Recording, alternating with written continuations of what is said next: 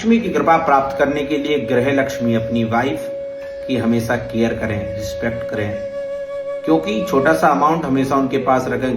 ग्रह में काफी काम होते हैं, दूध इत्यादि, सब्जी इत्यादि का काम वही देखती हैं, तो हमेशा उनकी रिस्पेक्ट करें, अच्छे से वार्तालाप करें। अपने क्लोज के लोगों इस वीडियो को अवश्य शेयर करें। और मैं कहने का प्रयास कर रहा हूं, बाहर की लक्ष्मी ज्योतिष शास्त्र कहता है, और बाहर की लक्ष्मी, अष्टलक्ष्मी तभी कृपा करती हैं जब हमारी गृह लक्ष्मी प्रसन्न होती है। हमेशा अपनी वाइफ की केयर करें, हमेशा छोटा सा अमाउंट 5,000 10,000 जो भी आपकी सैलरी के अकॉर्डिंग जो भी बने, तो क्योंकि कभी ना कभी वो धन हमारे काम आ जाता है।